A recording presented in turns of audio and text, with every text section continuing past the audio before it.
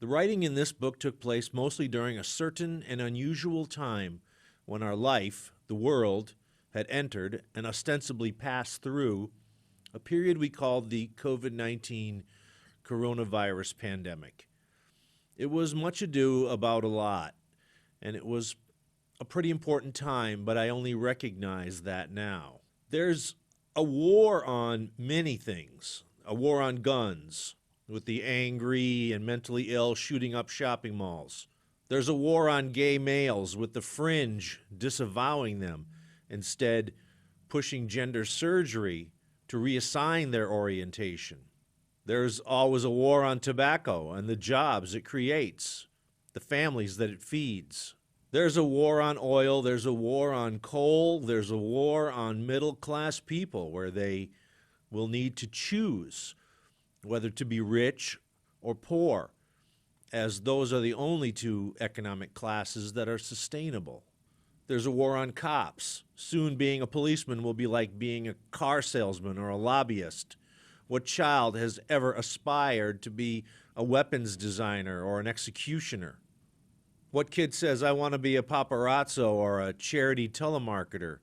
I want to be a computer virus writer or a public relations agent. We need cops, and we're losing them. And I don't mean the higher up at the FBI. That's now a political Gestapo faction.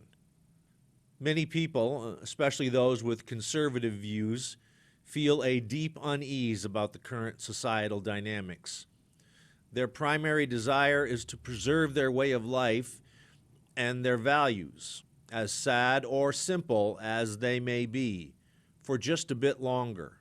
They feel that individuals from elitist backgrounds are upset when someone from outside their circles, like a brash salesman type who embodies American entrepreneurial spirit, steps into high-level presidential positions. They attack the huckster, a term used here not to demean but to acknowledge the dual nature of the salesmanship of Americans, both a force for greatness and a source of skepticism. This duality especially irritates those with anti-capitalist or elitist leanings. There are multiple layers to this tension. The ogre's rough edges, bullying tendencies, sometimes effective and useful, and his generally déclassé demeanor are all points of contention. The perceived elite feel their realm is being tainted, which creates a mysterious and multifaceted animosity. Supporters feel persecuted when their chosen leader is targeted, fearing that they themselves could be next. This fear is understandable and highlights a troubling reality. Trust in major institutions has significantly eroded. Many people now distrust the medical community, psychological experts, higher education, the media, the government, even the judiciary. Societies with collapsing trust become impoverished and endangered. High levels of trust and honesty are the bedrock of Western wealth and stability. Could anyone have foreseen that our country would arrive at such an extraordinary state where government officials would seek to wield control over seemingly mundane household items such as stoves, ceiling fans, washing machines, and dishwashers? The momentous shift that transpired since the onset of the COVID pandemic in March of 2020 has been nothing short of astonishing. It manifested a disconcerting trend of sidelining democratic processes, while seemingly insignificant matters such as ice cube restrictions and climate-friendly cocktails are thrust into the spotlight.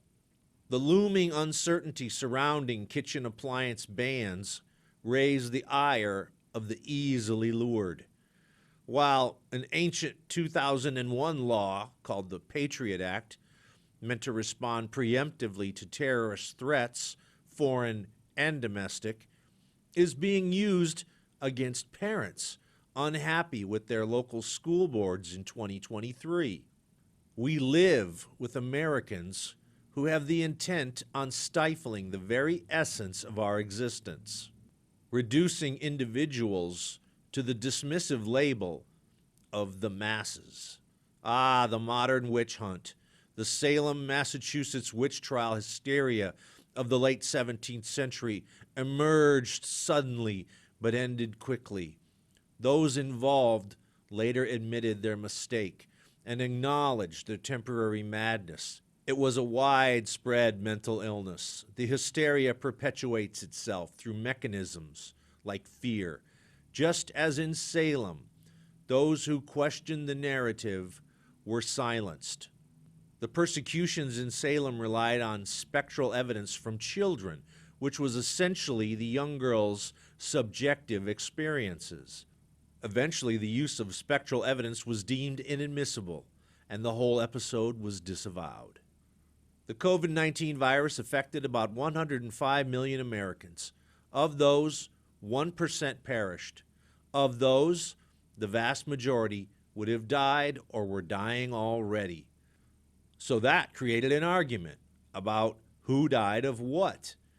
Worldwide, about 160,000 people die every day, with or without COVID. People who are living like to win arguments. The media is rigged as a mechanism of fear. Reality is boring and attracts no advertisers.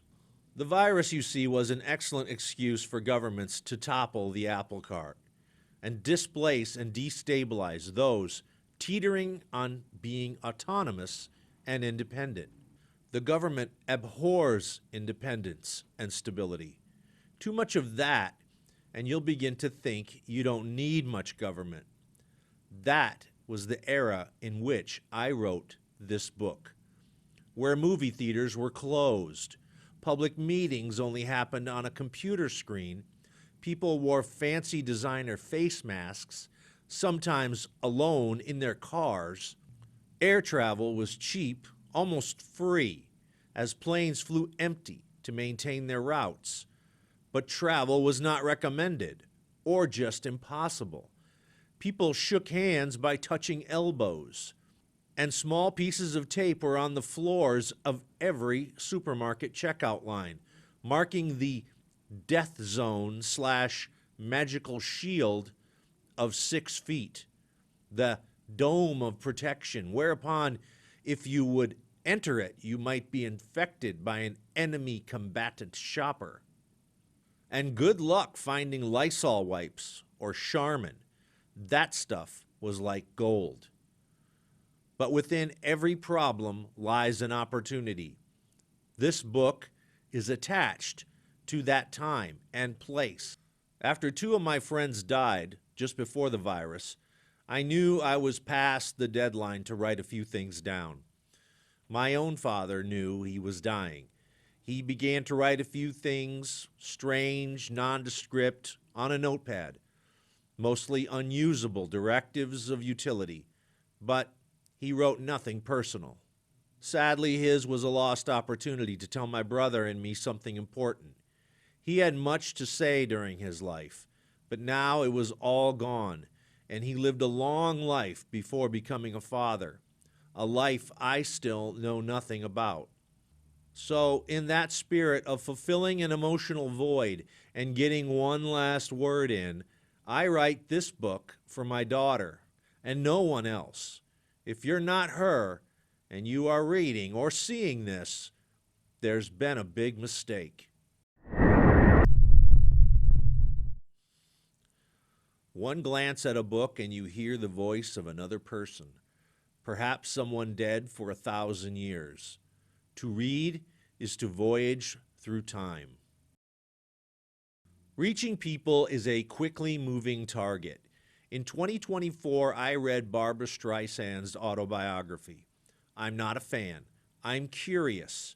She emerged from the 1960s, subverted the musical trends with her old fogey style, and made several movies, and sustained a career for decades. Why? In her truth that she stakes claim to so many times, I came to learn that she's quite average in intelligence. She has a good voice, but also a simple, stubborn, static, yet focused mind. She had no great plan and no intriguing twist. It's just an inherent drive. Her book is 1,000 pages of name dropping and Hollywood nonsense, a life lived without particular substance or suffering. She seems to have but her ponderous memory of not only what fashion she wore yesterday, but 70 years ago. With all due respect to her niche longevity, she's nothing special, but she's got guts or lacks fear and sings quite well, but not better than a million others. And that's it. Streisand is an example of how people will pay anything to be entertained. She fit herself well into the rut of an idle world where, and with people who need people, we're begging for entertainment. We are here and we are so bored, so tired, and some random girl from Brooklyn sang into the hearts of those many tired souls to make them feel alive for a few minutes in exchange for a buck or two. Surprisingly, right in the middle of chapter 46, Streisand shakes up her tale with some correlations to quantum entanglement. I think she and I started writing our books around the same time, beginning in early 2021. And she finished hers first, of course. She has better editors. But the entanglement line caught me by surprise, and that's good. To paraphrase Babs, I like surprises.